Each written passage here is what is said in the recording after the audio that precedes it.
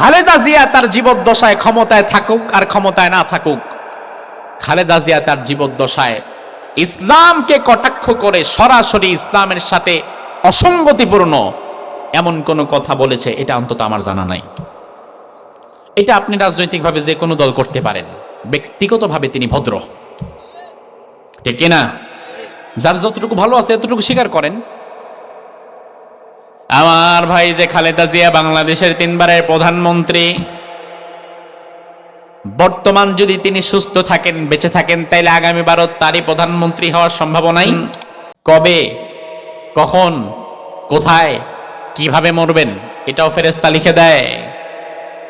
মজার বিষয় হচ্ছে ফেরেশতা যখন আপনার কপালে আমার কপালে মৃত্যুর দিন তারিখ লিখছিল, ওই মুহূর্তেও কিন্তু আপনি মরাই ছিলেন। কারণ তখনও তো আল্লাহ রুহু দেয় নাই। রুহু দেওয়ার আগে তো 4টা বিষয় লিখে দেওয়া লাগে। এই 4টা বিষয় লিখে দেওয়ার পরেই না আল্লাহ রুহু দিয়ে আপনারে মায়ের পেটে জীবিত করে। তখন বাচ্চা হাত নাড়ে, পা নাড়ে।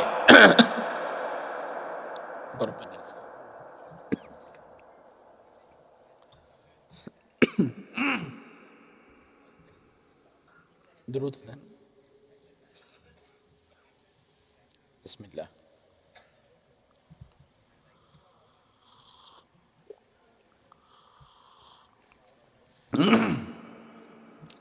রুহু দেওয়ার পরে তো আল্লাহ রাব্বুল আলামিন বাচ্চাকে জীবিত করেন। তখন বাচ্চা হাত নাড়ে, পা নাড়ে। এর আগ পর্যন্ত মায়ের গর্ভে যে জীবিত সন্তান, এটা মাও টের পায় না। রুহু দেওয়ার আগে ওই মৃত অবস্থায় আল্লাহ রাব্বুল আলামিন পরবর্তী মৃত্যুর দিন তারিখটাও লিখে দেন। তাহলে আল্লাহ রাব্বুল আলামিন যখন আপনার মৃত্যুর ফয়সালা লিখে দিলেন, তখন মূলত আপনি জীবিতই ছিলেন না, তখনও ছিলেন আপনি মৃত। তাহলে আল্লাহ যে সূরা মুলকের মধ্যে বললেন, আমি আল্লাহ তাআলা আগে মরণ বানিয়েছি, তারপরে জীবন দিয়েছি। আল্লাহর কথা কি সঠিক না ব্যাঠিক? দুনিয়াতে কে কবে কখন কোথায় মারা যাবে দুনিয়ার কেউ সেটা জানে না। সেটা জানেন কে? আল্লাহ কোরআনের মধ্যে বললেন, আইনামা তাকুনু ইউদরিকুমুল মাউত ওয়ালাউ কুনতুম ফি বুরুজিম মুশাইয়াদা। মৃত্যু থেকে পালিয়ে কোনো লাভ নাই, কোনো লাভ নাই। মৃত্যু থেকে কোথায় পালিয়ে যাবা? যদি কোনো প্রাসাদ অট্টালিকার মধ্যে গিয়ে ঢুকো, মালাকুল মউতের সেখানেও যাওয়ার সুযোগ আছে না নাই? অনুমতি লাগবে? সুলাইমান আলাইহিস সালাম আল্লাহর এক পয়গম্বর ছিলেন। পৃথিবীতে গোটা পৃথিবী শাসন করেছিলেন এমন একজনের নাম হচ্ছে সুলাইমান। মিন মাশারিকিল আরদ ইলা মাগারিবিহা, পৃথিবীর পূর্ব থেকে পশ্চিম দিগন্ত পর্যন্ত পুরাটা শাসন করছে সুলাইমান নবী। সুবহানাল্লাহ। এমনকি সুলাইমান নবীর কথা মাছে শুনতো, গাছে শুনতো, পাখালি শুনতো। সুলাইমান নবীর অর্ডার ফলো করত বাতাস। যেই বাতাস অক্সিজেন দেয় আমাদের, এই বাতাসও সুলাইমান নবীর কথা শুনতো। এজন্য সুলাইমান আলাইহিস সালাম কোরআনের মধ্যে আল্লাহকে বললেন, আল্লাহ যে ক্ষমতা তুমি আমারে দিছো, লা ইয়ামবাগি লিআহাদাম মিন বাদি লিআহাদিম মিন বাদি, তুমি যে ক্ষমতা আমাকে দিয়েছো আমার পরে দুনিয়াতে এই ক্ষমতা আর কাউরে দিও না, এটা খালি আমারই থাক। সুলাইমান আলাইহিস সালামের রাজ দরবারে এক মন্ত্রী ছিল, ওজির, অনেক পুরনো ওজির, বয়স হয়ে গেছে। একদিন ওজির সুলাইমান আলাইহিস সালাম পাশাপাশি বসে আছেন। একজন আগন্তুক আসছে, নতুন মেহমান। সুলাইমান আলাইহিস সালামের সাথে কি যেন কথা বললেন, কিন্তু কথা বলে সুলাইমান নবীর সাথে আর তাকায়া থাকে ওজিরের দিকে। তো ওজির একটু সন্দেহ হলো, কিরে বিষয়টা তো এমন ঘাপলা লাগতেছে, কথা বলতেছে একজনের সাথে, তো তার দিকেই তো তাকাবে, এখন কথা বলে ওনার দিকে আর তাকায় থাকে আমার দিকে, একটু পরে পরে আমার দিকে তাকায়, কারণ কি? ওই আগন্তুক মেহমান যাওয়ার পরে এবার ওয়াজির সুলাইমান আলাইহিস সালামকে বললেন, ও আল্লাহর পয়গম্বর সুলাইমান, বহুদিন ধরে আমি আপনার এখানে আছি, আপনার বাবা দাউদ আলাইহিস সালামের সময়ও ছিলাম, এখনো আছি। আমার আজকে জানার দরকার কে এই ব্যক্তি যে আপনার সাথে কথা বলে চলে গেল। এই রাজ্যের সবাই আমি চিনি, তবে এই লোকটারে চিনি না। সে আপনার সাথে কথা বলেছে ভালো কথা, তবে বারবার আমার দিকে তাকাচ্ছিল, কারণ কি? সুলাইমান আলাইহিস সালাম বললেন, তুমি তারে চিনতে পারো নাই, কারণ যেই জ্ঞান আমার আছে ওই জ্ঞান তোমার নাই। আমি নবী, তুমি নবী না। এই লোকটি মূলত সাধারণ কোনো মানুষ না, সে মূলত মৃত্যুর ফেরেশতা, মালাকুল মউত। ভিন্ন আরেকটা বিষয়ে কথা বলার জন্য আমার কাছে এসেছিলেন। উজির বলল, সুলাইমান নবী, তাইলে আপনি আমারে বাঁচান। তার কারণ যেভাবে আমার দিকে চোখ বড় বড় করে তাকাইছিল, আমার মনে হয় আমার হায়াত আর বেশি দিন নাই। কারণ আমার জায়গা তো চিনাই গেছে, বাপ মরে গেছে, পোলাপান হায়রে কান্না রে কান্না। একজন মাথায় হাত দিয়ে বলে, বাবাজি এত কান্দা কি করবা, আসো কবরের দিকে নামাই তোমার বাপেরে, মরতে তো একদিন হবেই। পোলা জবাব দেয়, চাচা বাপ মরে গেছে, বাপ তো সবারই মরে যাবে, এই জন্য কাঁদি না। কাঁদি এই কারণে যে আজরাইল তো বাড়িটা চিনা গেছে, পরবর্তী তো আমাদেরও সিরিয়াল আসবে। সুলাইমান আলাইহিস সালামের কাছ থেকে মন্ত্রী ওজির বলল, আপনি আমারে বাঁচান, আমারে বাঁচান।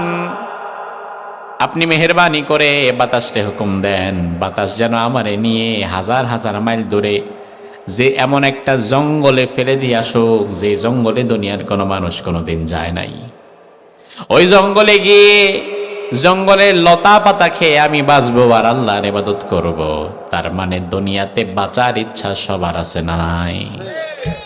কেউ মরতে চায় না, মৃত্যু থেকে সবাই পালাতে চায়।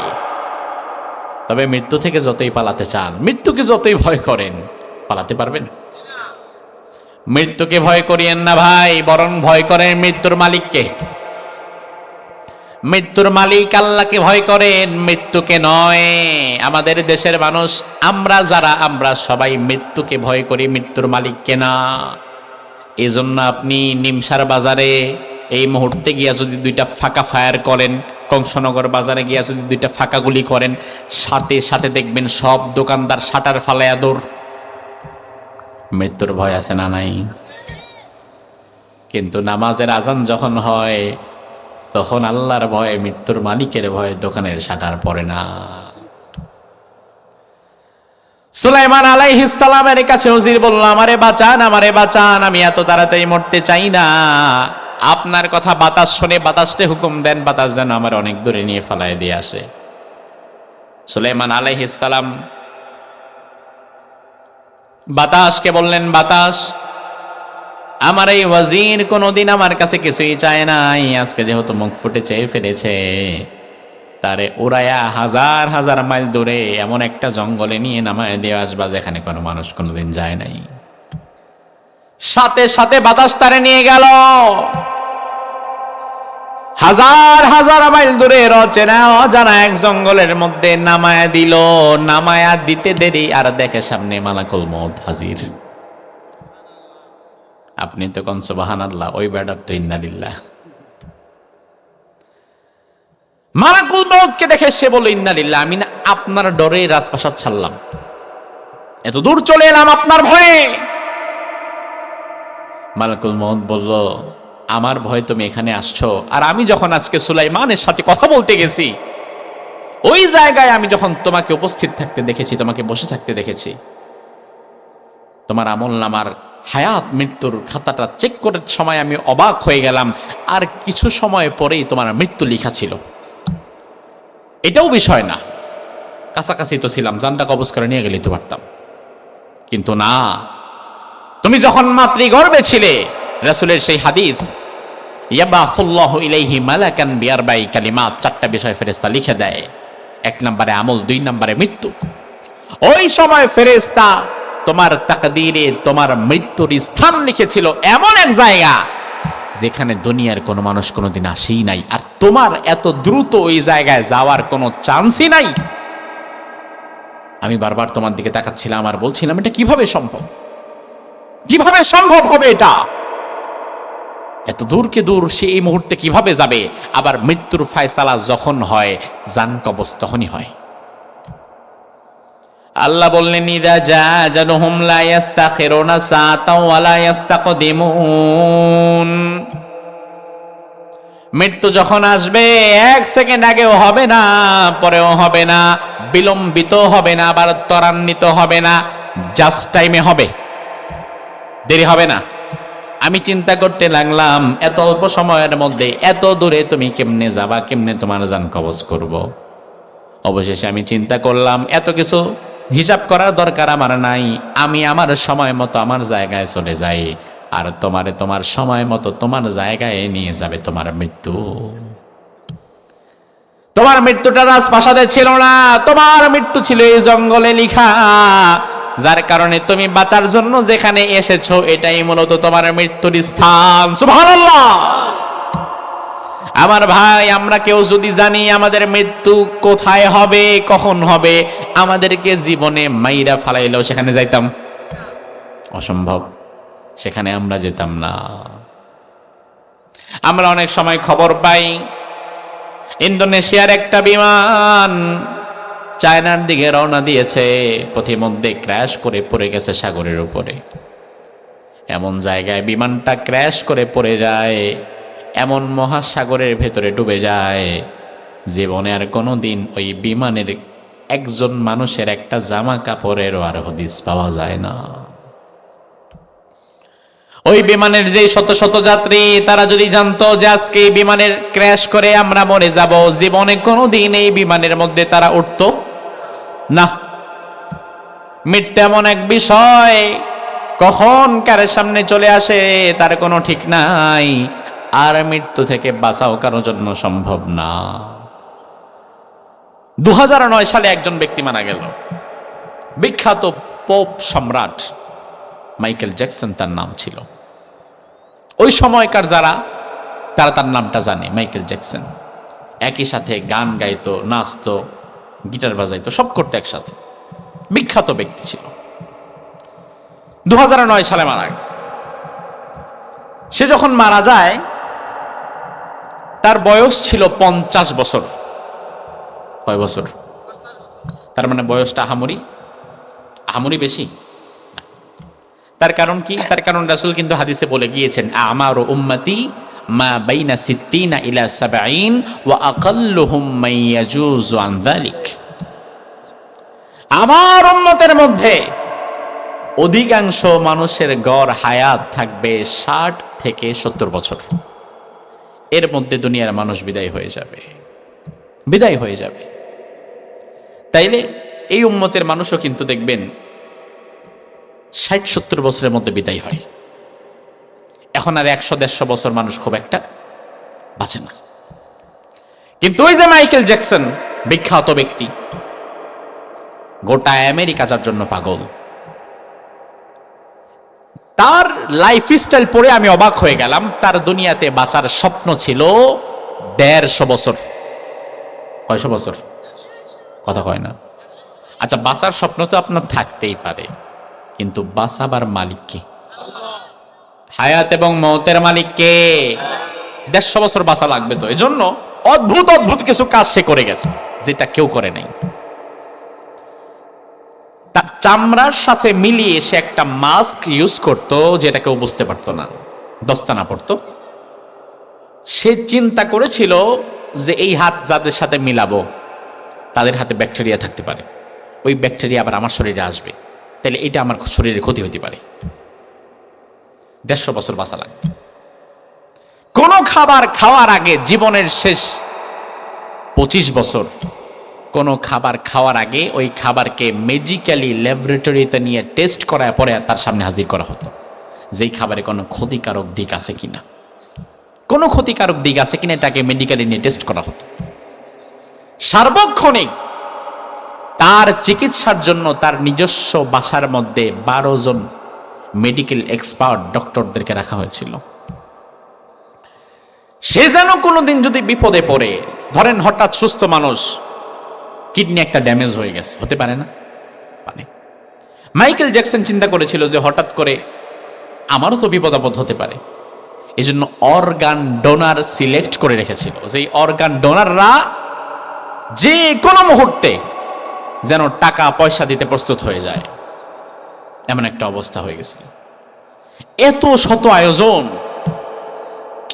কি বিষয়! আহা, মনোযোগ দেন। এত শত আয়োজন করেছে শুধুমাত্র 150 বছর বাঁচার জন্য। আমার ভাই, বাঁচাবার মালিককে যত চেষ্টাই করেন না কেন, আল্লাহ যে নির্ধারিত হায়াত দিয়েছে তারপরে কি আর কেউ বাঁচতে পারবেন? আমাদের বাংলাদেশের 3 বারের প্রধানমন্ত্রী দেশনেত্রী বেগম খালেদা জিয়া অসুস্থ হয়ে আইসিইউর মধ্যে আছেন। আমরা দোয়া করি, আয় আল্লাহ, দল মত নির্বিশেষে আমরা তার জন্য দোয়া করছি, আল্লাহ তাআলা যেন তাকে সুস্থতা দান করে দেয়। খালেদা জিয়া তার জীবদ্দশায় ক্ষমতায় থাকুক আর ক্ষমতায় না থাকুক, খালেদা জিয়া তার জীবদ্দশায় ইসলামকে কটাক্ষ করে সরাসরি ইসলামের সাথে অসঙ্গতিপূর্ণ এমন কোন কথা বলেছে এটা অন্তত আমার জানা নাই। এটা আপনি রাজনৈতিকভাবে যে কোনো দল করতে পারেন, ব্যক্তিগতভাবে তিনি ভদ্র, ঠিক কিনা? যার যতটুকু ভালো আছে এতটুকু স্বীকার করেন। আমার ভাই, যে খালেদা জিয়া বাংলাদেশের 3 বারের প্রধানমন্ত্রী, বর্তমান যদি তিনি সুস্থ থাকেন, বেঁচে থাকেন, তাইলে আগামীবারও তারই প্রধানমন্ত্রী হওয়ার সম্ভাবনাই বেশি। এই সব কিছুর মধ্য দিয়ে এখন তিনি আইসিইউতে আছেন। কি অবস্থায় আছেন সেটা আল্লাহই ভালো জানেন। কারণ আইসিইউ এমন এক জায়গা, সেখানে জীবিত আছে না মরা আছে এটা বোঝার উপায় থাকে না। আবার বাংলাদেশের ডাক্তাররা অধিকাংশ ক্ষেত্রে ব্যবসা করার জন্য মরা লাশে পর্যন্ত 1 সপ্তাহ আইসিইউতের মধ্যে আটকায় রাখতে পারে। তবে আমরা তার জন্য দোয়া করি, আল্লাহ যেন তাকে সুস্থ করে দেয়। নতুন এই বাংলাদেশের এই চিত্রটা যেন তিনি দেখে যেতে পারেন, আরো কিছু কাজ যেন তিনি করতে পারেন। তবে আমার ভাই, দোয়া করার সময় সাবধান। শুধু হায়াত দেন, হায়াত দেন, খালেদা জিয়ার হায়াত দেন, এই দোয়া কইরেন না। বরং দোয়া করা লাগবে আল্লাহ যেন তারে নেক হায়াত দেয়। হায়াত আর নেক হায়াত এক না। হায়াত মানে বাইসা থাকলে হায়াত। কিন্তু দুনিয়াতে এমনও দেখেছি, এমন অনেক মানুষ আছে যারা এত কষ্টের মধ্যে বাঁচে, ওই বাঁচার চাইতে মরে যাওয়াটাই ভালো। ঘরের মধ্যে শুয়ে বিছনায় পেশাব পায়খানা করে ভরায় দেয়, উঠতেও পারে না, বসতেও পারে না, খাইতেও পারে না, নাক দিয়ে নল ঢুকায় দেয়। গত 2 মাস আগে আমি সিঙ্গাপুর থেকে আসছিলাম মাহফিল করে। সিঙ্গাপুরের চাঙ্গি এয়ারপোর্টে বসে আছি, 6 ঘন্টার ফ্লাইট ডিলে। হঠাৎ আমি দেখলাম বাংলাদেশের এক বিজনেস ম্যাগনেট, বিরাট বড় এক কোম্পানির এমডি, অবস্থা হতাশাজনক। হাঁটতেও পারে না, কথাও বলতে পারে না, মুখটা বাঁকা হয়ে গেছে, প্যারালাইজড হয়ে, নাকের মধ্য দিয়ে নল ঢুকায় রাখছে। নিজের হুইল চেয়ার ছেড়ে নিজের দাঁড়াতেও পারে না, কথাটাও বলতে পারে না। ওই চূড়ান্ত অবস্থায় বেঁচে থাকার চাইতে কিন্তু মরে যাওয়াটাই ভালো। ওই মানুষটা নিজে মৃত্যুর প্রহর গুনতে থাকে। আবার বিশ্বনবী হাদিসের মধ্যে দোয়াও করে গিয়েছেন, আল্লাহুম্মা ইন্নী আউযু বিকা মিন আন উরাদ্দা ইলা আরযালিল উমর। আল্লাহর হাবিব দোয়া করে বলেছেন, আল্লাহ, জীবনের দ্বার প্রান্তে পৌঁছার আগে তুমি আমারে দুনিয়া থেকে নিয়ে নিও। আমরা তো দোয়া করি আল্লাহ অনেক দিন বাঁচায়ো, আর রাসূল দোয়া করতেন আল্লাহ তাড়াতাড়ি নিয়ে নিও। তার কারণ কি? তার কারণ হায়াতের মধ্যে কোনো কল্যাণ নাই, কোনো বরকত নাই। কল্যাণ এবং বরকত আছে নেক হায়াতের মধ্যে, ঠিক কিনা? হায়াত পাইলেই তো হবে না রে ভাই, নেক হায়াত পাওয়া লাগবে। যেই নেক হায়াতে আমি কাজ করতে পারবো, কথা বলতে পারবো, আমার রবকে সেজদা দিতে পারবো, মানুষের জন্য কাজ করতে পারবো, এমন হায়াত পাইলেই না লাভ আছে, ঠিক কিনা? রাসূলের জন্য দোয়া করতেন, মানুষের কাঁধে ভর দিয়ে অভাগার মতো বসে থাকবো, এমন দিন আসার আগে তুমি দুনিয়া থেকে আমাকে নিয়ে যেও। আমার ভাই, লক্ষ্য করেন, এই যে মাইকেল জ্যাকসন 150 বছর বাঁচার জন্য এত হিসাব কিতাব করে চললেন, হিসাব কিতাব করে খেলেন, হিসাব কিতাব করে মানুষের সাথে হাত মিলালেন। এত কিছু হওয়ার পরেও 2009 সালে মাত্র 50 বছর বয়সে কিন্তু তারে বিদায় নিয়ে যাওয়া লাগছে। তার মানে কি বুঝলেন? মৃত্যু কখন আসবে, কিভাবে আসবে আপনি টেরও পাবেন না। যত বাইসাই চলেন আর বাইসাই খান, মৃত্যু কিন্তু আসবেই। হায়াত যেটা আছে এটা শেষ হলে দুনিয়া থেকে আপনাকে বিদায় নেওয়া লাগবেই।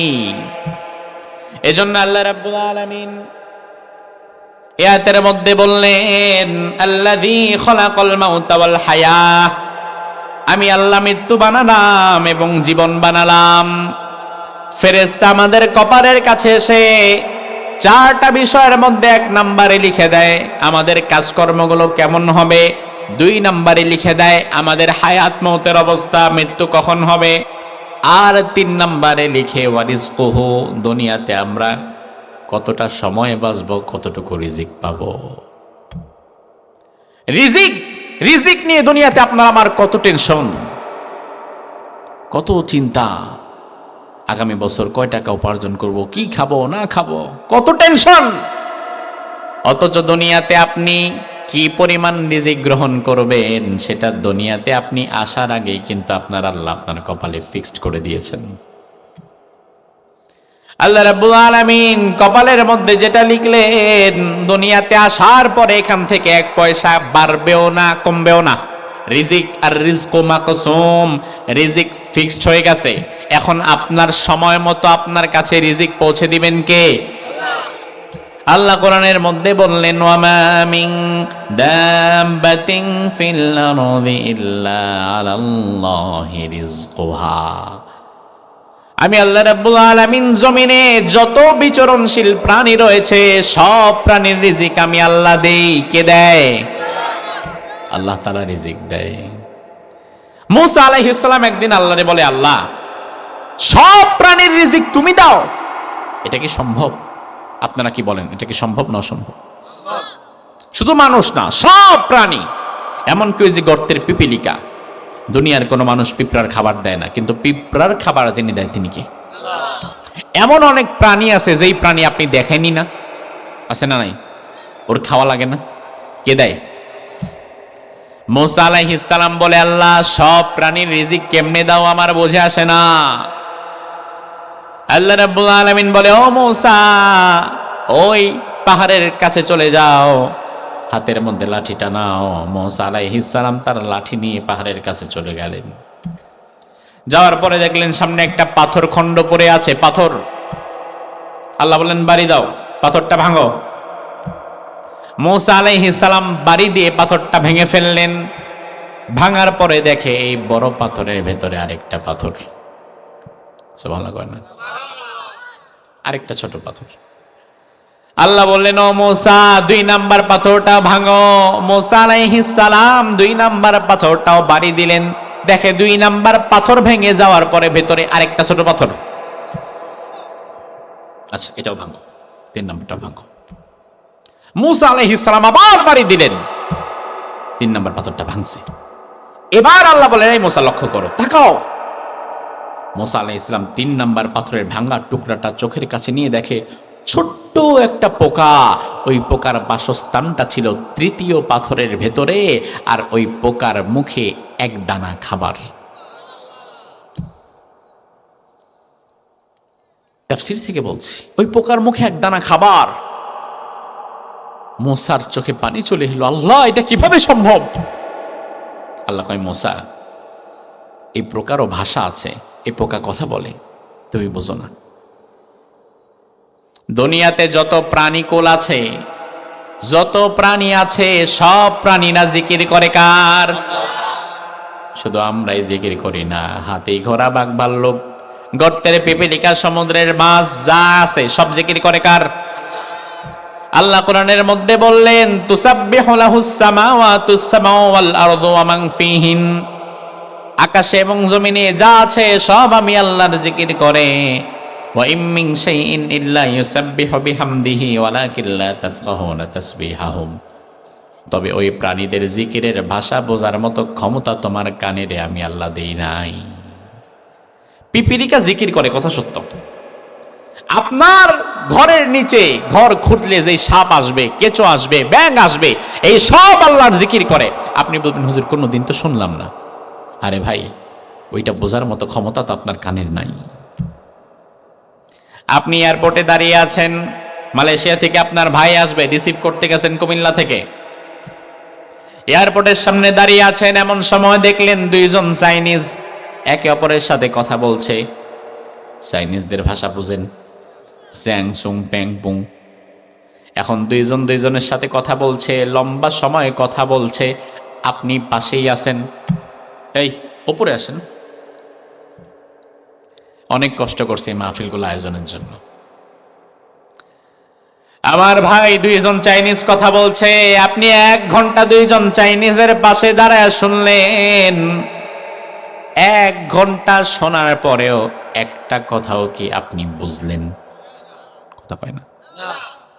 আবার কুমিল্লার মানুষ যে কোনোদিন কক্সবাজারে যায় নাই, জীবনের প্রথম কক্সবাজারে যাওয়ার পরে কক্সবাজারের আঞ্চলিক ভাষা শুই না দেখবেন নিজের ভাষা ভুলে যাবেন। এত কঠিন ভাষা। বদাকম আসেননি, বদাকটে কক্সবাজারের ভাষা। আমরা বলি না ভাই কই, বদাকটে, কক্সবাজারের ভাষা। আগা নাই মাথা নাই, কিচ্ছু বুঝতেন না। আমার ভাই দুনিয়ার মানুষ যদি একই দেশে থাকার পরে একজনের ভাষা আর একজন না বুঝে, বাঙালি যদি চাইনিজের ভাষা না বুঝে, মানুষ হয়ে যদি মানুষের ভাষাই বুঝতে না পারো, তাইলে মানুষ হইয়া পশু পাখির জিকিরের ভাষা বুঝবা কেমনে? তার মানে বোঝা যাবে না, কিন্তু জিকির যে করে তাতে কোনো সন্দেহ। আল্লাহ বলেন, মুসা এই পশু পাখির ভাষা বোঝার ক্ষমতা তোমারে দেই নাই, তবে আজকে সাময়িক সময়ের জন্য ক্ষমতা দিয়ে দেব। এই পোকাটা এই দানা খাবারটা খাচ্ছে আর কি বিড়বিড় করে বলছে, তুমি কানের কাছে নাও। মূসা আলাইহিস সালাম কানের কাছে পোকাটাকে নিলেন। এবার মূসা আলাইহিস সালাম অবাক হয়ে গেলেন। পোকাটা বলছে, সুবহানা মান ইয়ারানি ওয়া ইয়াসমাউ কালামি ওয়া ইয়ারযুকুনি ওয়া লা ইয়ানসানি। সুবহানাল্লাহ। পোকাটা বলছে, সুবহানা মান ইয়ারানি, আমার যে রব আমারে সার্বক্ষণিক দেখে রাখেন, 3টা পাথরের ভেতরে আমার অবস্থান, আমার রব আমারে তাও দেখেন, দেখেন না? ওয়াসমাউ কালামি, আমি আমার রবকে যা বলি, আমার রব এই 3টা পাথরের ভেতরে আমার অবস্থান, আমার রব তাও শোনেন। ওয়ারযুকুনি, আমার রব 3টা পাথরের ভেতরে আমারে রিজিক দেন। ওয়ালা ইয়ানসানি, আমার রব আমি ছোট্ট পোকাটারেও ভোলে না। সুবহানাল্লাহ। আমার ভাই, তাইলে আল্লাহ যে বললেন আমি সব পশু পাখি সহকারে জমিনে বিচরণশীল সব প্রাণীর রিজিকের দায়িত্ব আমার, আল্লাহর কথা কি সঠিক না ব্যাঠিক? আপনি হারাম খাবেন কেন? কেন হারাম খাবেন? কেন সুদ খাবেন? কেন ঘুষ খাবেন? কেন অন্যের সম্পদ আত্মসাৎ করে খাবেন? বনের জমি আত্মসাৎ করে খায় ফলাইছে এমন হাজী সাহেব ভাই আমাদের সমাজে আছে না নাই?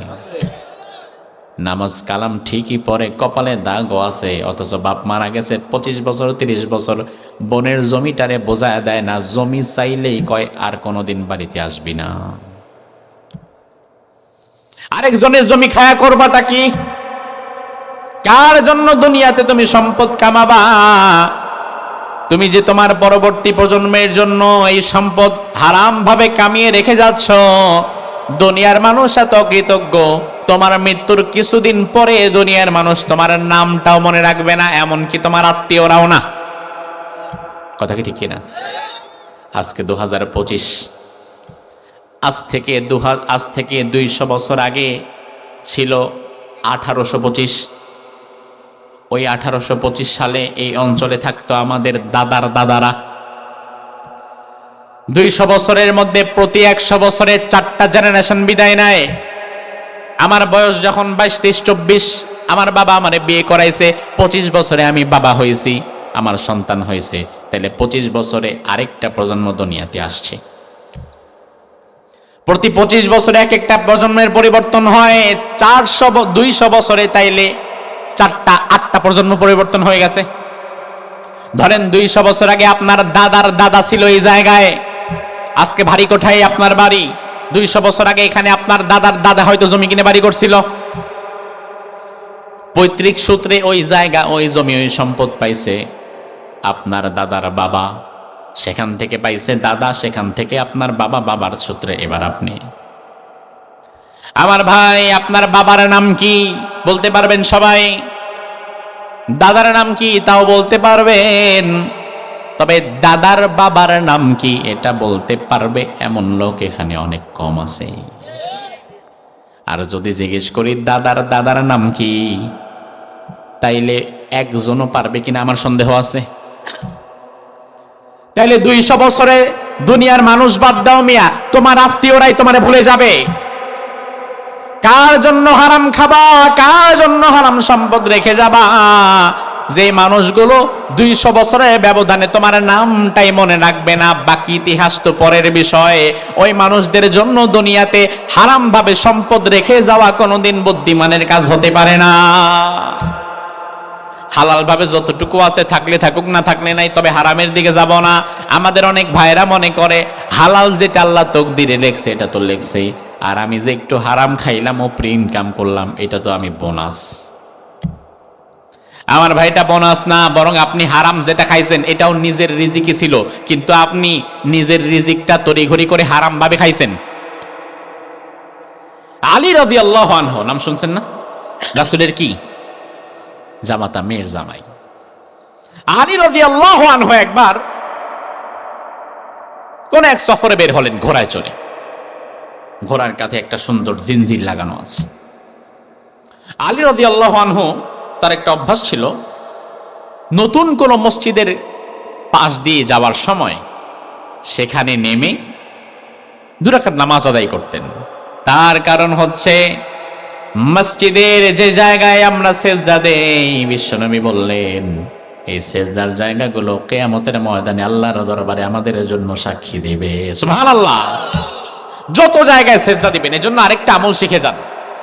মসজিদে যখন নামাজ পড়বেন জায়গাটা পরিবর্তন করবেন।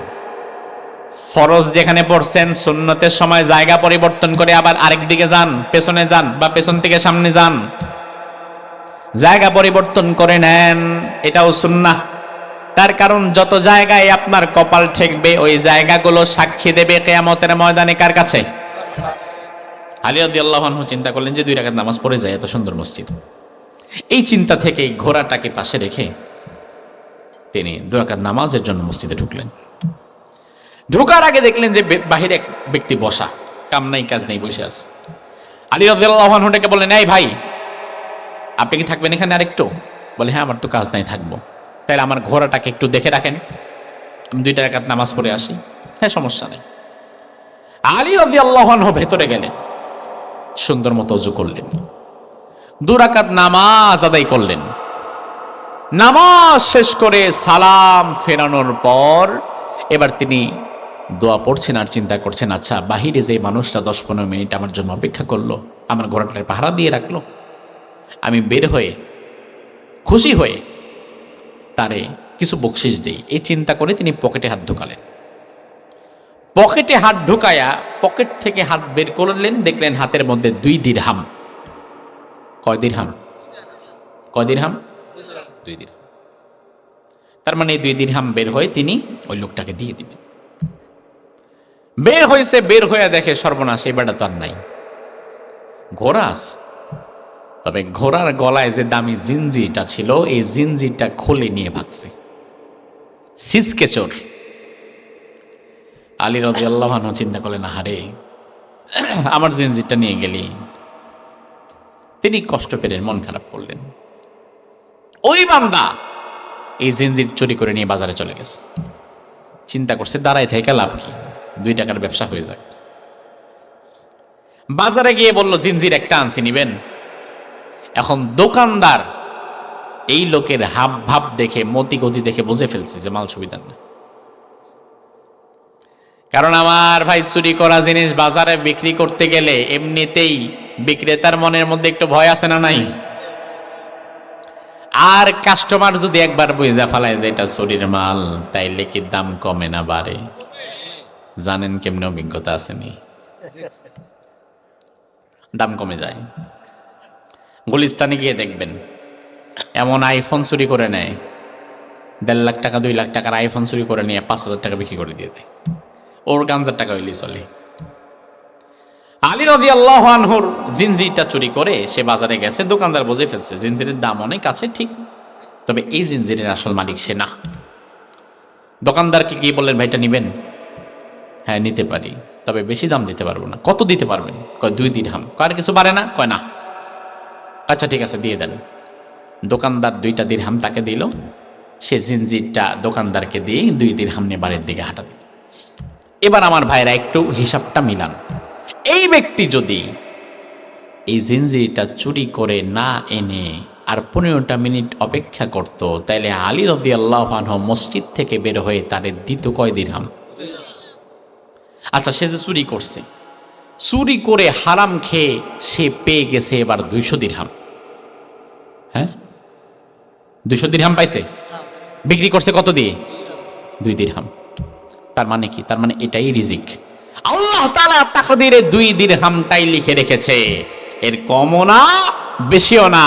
এখন কাজ হচ্ছে আপনার কাছে এটারে আপনি হালাল ভাবে আনবেন না হারাম ভাবে আনবেন। হালাল ভাবে করলেও এটাই পাবেন, হারাম ভাবে করলেও এটাই পাবেন। আপনি হয়তো অনেক সময় তড়িঘড়ি করে হারাম খাইছেন 15,000 টাকা, দরকার ছিল না আর 2 দিন অপেক্ষা করতা, এই 15,000 টাকা আল্লাহ হালাল ভাবে তোমার কাছে পাঠাই দিত। কিন্তু আমরা আরেকজনেরটা হারাম খেয়ে মনে করি জিতে গেছি। আরে পাগল, ধুর, আপনি তো বোকা, নিজের ভাগ্যের হালাল রিজিকটারে আর উল্টা হারাম বানায় খাইছেন। এই জন্য আমার ভাই, ফেরেশতা 3 নম্বরে লিখে আমাদের রিজিক কতটুকু হবে, কি পরিমাণ হবে। 4 নম্বরে লিখে শাকিয়ুন আও সাঈদ, সৌভাগ্যবান হবেন না হতভাগা হবেন। এই 4টা বিষয় লিখে দেওয়ার পরে ফেরেশতা এবার আল্লাহকে বলে, আল্লাহ আমার কাজ শেষ হয়ে গেছে। আল্লাহ রাব্বুল আলামিন সুম্মা ইউনফাখু ফীহির রূহ, এরপরে আল্লাহ রূহ ফুৎকার করে দিয়ে দেয়। তাইলে আমার ভাই আমরা কি বুঝলাম? দুনিয়াতে আমরা আসছি আগে না মৃত্যু লেখা হয়েছে? আগে আগে মৃত্যু লেখা হয়েছে। এই জন্য আল্লাহ রাব্বুল আলামিন বললেন, ও ইমানদার, দুনিয়াতে তুমি আসার আগে তোমার মৃত্যু আমি লিখে দিয়েছি। এই জন্য দুনিয়াতে হারামের দিকে যেও না, হালালের পথে থাকো। হালালের পথে থাকলে রিজিক বাড়ায় দিবেন কে? এরপরে রাতে আল্লাহ রাব্বুল আলামিন বলেন, আল্লাযী খালাকা সাবা সামাওয়াতি তিবাকা, আমি আল্লাহ তাআলা 7 আসমান বানালাম খুঁটিহীন, বেগাইরে আমাদ। এই যে 7টা আসমান আল্লাহ বানালেন, এই 7টা আসমানের মধ্যে কি কোনো খুঁটি আছে নাকি? খুঁটি ছাড়া দুনিয়াতে কোনো ছাদ হয় নাকি? এই যে ছোট্ট একটা প্যান্ডেল, এই প্যান্ডেলের মধ্যে দেখেন কতগুলা খুঁটি, খুঁটি ছাড়া প্যান্ডেল যেমন টিকবে। অথচ বিশাল আসমান, এই আসমানের মধ্যে কোনো খুঁটি নাই। কার কুদরত? আল্লাহ বললেন, মা তারা ফি খালকির রহমানি মিন তাফাউত, রহমানের সৃষ্টির মাঝে কোনো ভুল কি তুমি লক্ষ্য করতে পারো? এটা আল্লাহ প্রশ্ন করতেছেন। ও বান্দা, তোমার রহমান আকাশ এবং জমিন যা বানিয়েছেন, তোমার রহমানের সৃষ্টির মধ্যে কি কোনো ভুল আছে নাকি? জবাব আপনারাই দেন, আছে? নিখুঁত সৃষ্টি, দুনিয়াতে এত নিখুঁত সৃষ্টি কেউ করতে পারে না। এতটা নিখুঁত সৃষ্টি যেখানে যা লাগবে, যতটুকু লাগবে ততটুকুই দিয়েছে। অ্যাস্ট্রোনমি, কসমোলজি নিয়ে যারা গবেষণা করেন, মহাকাশ বিজ্ঞান যারা, নাসার গবেষণাগার, ওই মহাকাশ বিজ্ঞানীরা নাসার গবেষণাগার থেকে বলেছেন যে সূর্য আমাদের আলো দেয়, এই সূর্যকে আল্লাহ এমন জায়গায় ফিট করে রেখেছেন, এমন জায়গা থেকে সূর্যটা ঘুরছেন, সূর্য যদি কোনোদিন তার 1 সেন্টিমিটারের নিচের দিকে নেমে আসে, গোটা পৃথিবীর সাথে সাথে ব্লাস্ট হয়ে যাবে। আবার 1 সেন্টিমিটার উপরের দিকে চলে গেলে গোটা পৃথিবী ঠান্ডায় ফ্রিজ হয়ে যাবে, মানুষ পশু পাখি সব মারা যাবে। তাইলে সূর্যকে তার একুরেট জায়গার মধ্যে যিনি সেট করে রাখলেন তিনি কে? সে আল্লাহ বলছেন, মা তারা ফি খালকির রহমানি মিন তাফাউত, রহমানের সৃষ্টির মধ্যে কি কোনো ভুল আছে নাকি? কোনো ভুল নাই, কোনো ভুল নাই। এক পীর সাহেব হুজুর বট গাছের নিচে বিশ্রাম নিচ্ছিলেন। বিশাল বট গাছের নিচে বিশ্রাম নেওয়ার সময় পীর সাহেব হুজুর বটের ফলের দিকে তাকায় মনে মনে ভাবে, আল্লাহ আপনি যে বললেন আপনার সৃষ্টির মধ্যে কোনো ভুল নাই। হ্যাঁ, কথা ঠিক, ভুল নাই, কিন্তু আমার মধ্যে একটা প্রশ্ন জাগে, এত বিশাল বট গাছ কিন্তু ফল একেবারে ছোট ছোট, এটা তো গাছের সাথে বেমানান। অন্যদিকে লাউ গাছ দাঁড়াইতেই পারে না, বেঁকা হয়ে যায়, লাড়ি দিয়া বান্ধা রাখা লাগে। এত বিশাল বিশাল লাউ কুমড়া, এটাও তো মানাইল না।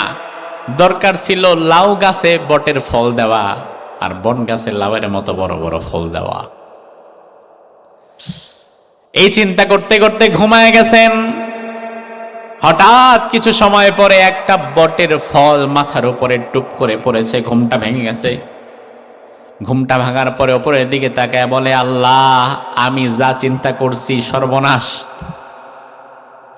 আল্লাহ আপনি যা করেছেন এটাই ভালো। ফেলুল হাকিম লা ইয়াখলু আনিল হিকমাহ। আমি যে চিন্তা করেছি ওই চিন্তা অনুযায়ী কাজ হইলে তো খবর হয়ে যেত। তার কারণ আমি চিন্তা করেছিলাম বটের গাছটা যত বিশাল, ফলটা যদি এইরকমই হয়, তাইলে আজকে ওই বটের ফলটা মাথার উপরে পড়লে আমার মাথাটা আর মাথার জায়গায় থাকতো না। বট গাছ বিশাল হবে, ছায়াদাল হবে, বট গাছের নিচে পথিকাশ্রয় নিবে, মুসাফির ঘুমাবে, বিশ্রাম করবে, এটা জানেন কে? লাউ গাছের নিচে কোনোদিন দেখবেন না কোনো পাগল গিয়া শুয়ে থাকে, কিন্তু বট গাছের নিচে এখনো মানুষ বসে থাকে, বিশ্রাম করে, কথা বলে। আল্লাহ রাব্বুল আলামিন ভালো করে জানেন লাউ গাছের নিচে কেউ আসবে না, এই জন্য লাউয়ের ফলটা বানাইছেন বড়, আর বট গাছের নিচে সবাই আসবে, এই জন্য বটের ফলটারে বানায় দিছেন ছোট ছোট। তাইলে আমার আল্লাহ যে আয়াতের মধ্যে বললেন আমি আল্লাহর সৃষ্টিতে কি কোনো ভুল আছে নাকি? আছে। আল্লাহ তাআলার সৃষ্টির মধ্যে কোনো ভুল নাই। সে আল্লাহ রাব্বুল আলামিন বলে, বান্দা আমি সব ক্ষমতার মালিক, আমি আল্লাহ ছাড়া কোনো ক্ষমতাবান নাই, আমি আল্লাহ সবকিছুর উপরে পূর্ণ ক্ষমতাবান। আমি আল্লাহ জীবন বানালাম, মরণ বানালাম, কেন বানালাম? লিয়াবলুয়াকুম আইয়ুকুম আহসানু আমালা, এই জন্য বানালাম। আমি আল্লাহ দেখতে চাই তোমরা কে কত বেশি ভালো কাজ করতে পারো, নেক আমলের দিকে কে কত বেশি ধাবিত হতে পারো, এটা আমি আল্লাহ দেখতে চাই। এই জন্য হায়াত এবং মউত বানালাম। আর দুনিয়ার মানুষ এবং হায়াত, এই হায়াতটা পেয়ে নেক আমলের প্রতিযোগিতা বেশি করে না বদামলের? বদামলের। ওই যে আগেই বললাম আল্লাহ তাআলা তাকে জান্নাতের জন্য বানিয়েছেন, জান্নাতের কাজগুলো তার জন্য সহজ করে দিয়েছেন। জাহান্নামের জন্য যাকে বানিয়েছেন, জাহান্নামের কাজগুলো তার জন্য সহজ করে দিয়েছেন। আল্লাহ সুবহানাহু ওয়া তাআলা আমাদের সকলকে জান্নাতে যাওয়ার জন্য যেই কাজগুলো করা দরকার সেই কাজগুলো করার তৌফিক দান করুক। আমরা বলি আমিন। হাদা মা ইনদি ওয়াল ইলমু ইনদাল্লাহ আলাইহি তাওয়াক্কালতু।